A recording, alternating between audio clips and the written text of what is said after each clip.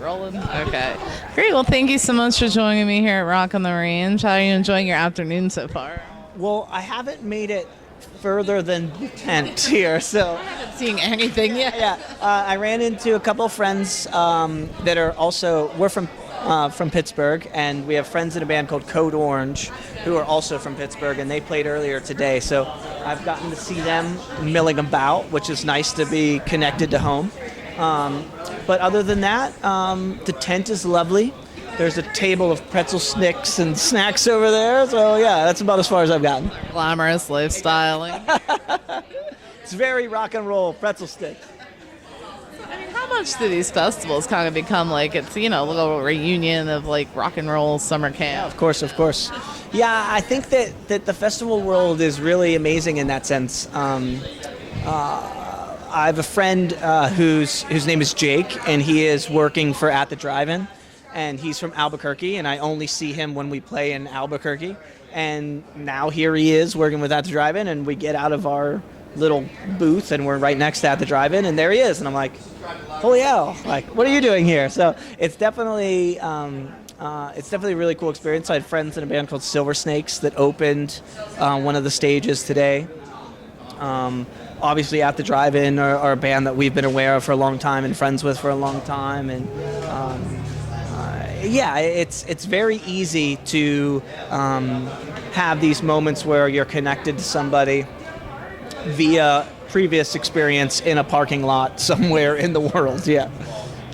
I love too that we're seeing a lot of genre diversity pop up like at these festivals. Nobody has to feel stuck into a box, and I feel like fans could be open about whatever genre. It's almost like this buffet of different bands to like kind of get a taste from. I mean, it's been beautiful to watch that expand. What's it been like, for you guys to kind of witness that? Well, for me, it's really important. I subscribe to the belief that Anti-Flag is a punk rock band. Not because of our sonics, but because of our agenda, our ideals, the message of our band.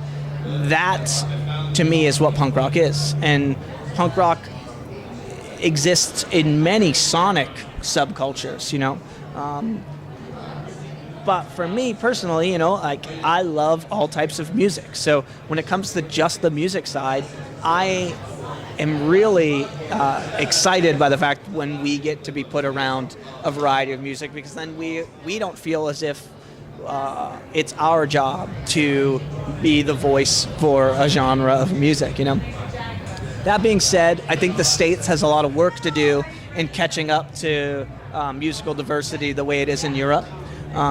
In Europe, they'll put everything on, and I think that's a really important thing, because most people today are listening to every type of music. Like the iPod made everyone have this ability to listen to non-genre specific music.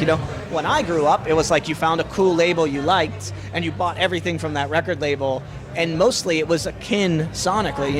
Now it's about songs, it's about how you found it, whether it was a 30-second Facebook video or somebody just sending you something in tiny bits and pieces of air, So I think that music has become non-denominational, and I think that's really important, especially for us, a band whose agenda is to see all people as equal, to see all voices of creativity as equal.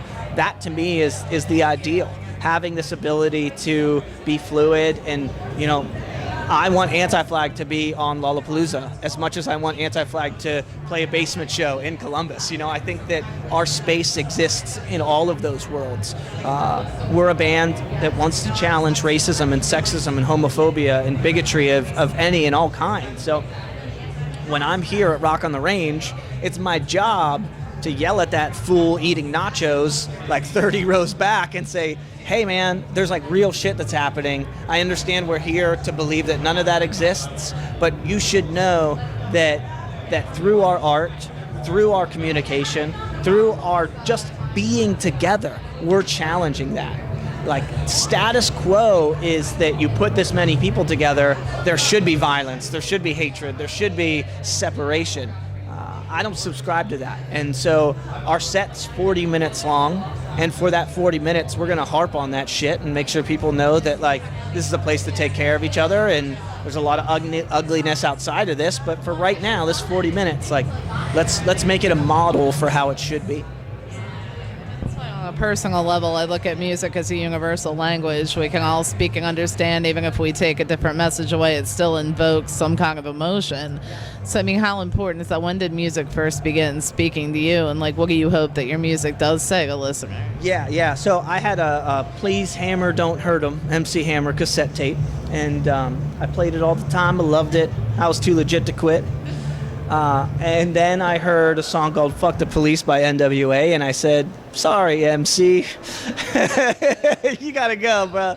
You gotta go, man. It's like, you didn't have the pants, did you? Well, I mean, I had very large pants, but I didn't have the pants. That being said, that was the first time music spoke to me on a political and social and fight for justice level. Up until then, I thought music was a thing that, like, as a kid, there was a lot of drama in my life, and I don't want this to turn into an interview about that, but there was. So music was an escapism for that drama. Even at like 6, 7, 8, 9 years old, like, I heard the song and then I didn't give a fuck about getting yelled at or seeing domestic violence or all the shit that was going on around me. Then, with NWA, it became a place to focus that energy. And then that snowballed into finding punk rock and finding the Dead Kennedys and finding Bad Religion and realizing that, like, while I identify and support the struggle of an African American in Compton, my vibe was a little different. Like, I was a white kid from the suburbs. I still liked saying fuck the police, but I didn't identify with all the things they were going through. Then I heard the Dead Kennedys, who were talking about more social and economic justice situations that would both pull myself and the members of NWA out of our collective worlds and raise us up to a level of equality. And I thought that was a really amazing and interesting idea. Then I found Green Day, and Green Day was the first band that demonstrated to me that anyone could play this music. I was a kid with pimples, and I wanted to play guitar, and there was a guy on TV with pimples who was playing the guitar, and the chords were so much easier than Bad Religion's, and then I was like, okay, I'm gonna do that,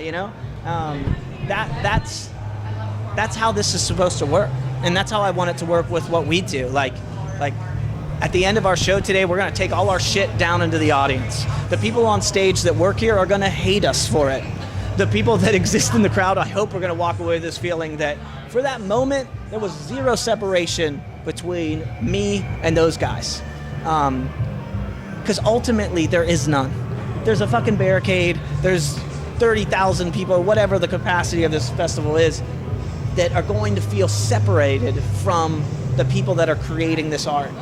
I always, will make note in a review when I will see an artist jump down off the stage and get down in the pit, and just that they're not afraid to get down and dirty and be down with the crowd. Of me at that point, like, who gives a fuck about me? Like, that we're all here together, and that's the goal and that's the agenda of a show like today. Absolutely. I think too, so much music nowadays is so cookie cutter, and it doesn't have a lot to say. Like, there's not, I always have an appreciation for music that actually says something and makes you want to listen to the whole thing overall.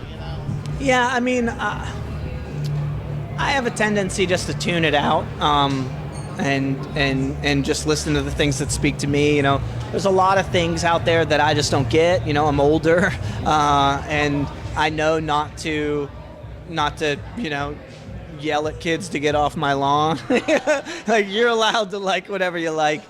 This is the thing that we do. I hope it connects with you. If it doesn't, we're still going to do it. We did it in basements when there was no one there. We'll do it at Rock on the Range when there's hopefully someone there. We're going to be in Europe for 6 weeks this summer where I know people will be there. So there's all levels of it, and it's cool. I'm okay with it however it exists. Like I said, we were a band long before anyone cared, and unfortunately for us, we don't know how to do anything else, so we're going to be a band long after people care as well. So you said you have some European touring coming up, and then is there any other, things on the horizon for fall? Yeah, we're gonna do the fall South America with the Offspring and the Dead Kennedys, and Amazing. What a bill. cool. That should be really cool. And then I assume I don't know if you know, there's an election happening in America, so we're gonna go give them hell probably at the end of the year because I as much as it's important, and I hate to trivialize American elections because my belief is that it is not presidents or prime ministers or popes or CIA kingpins that change the world. It's actual human beings. It's an important one, and whether it's Hillary Clinton or Donald Trump or Bernie Sanders, we've got a lot of songs to write and sing and play, and a lot of celebration to have about people that are on the side of humanity, and a lot of middle fingers to point at people who aren't. So there's a lot of work to be done in regards to the American election coming up. I want to thank you so much for taking a few minutes out to speak with me. I appreciate it. Thank you.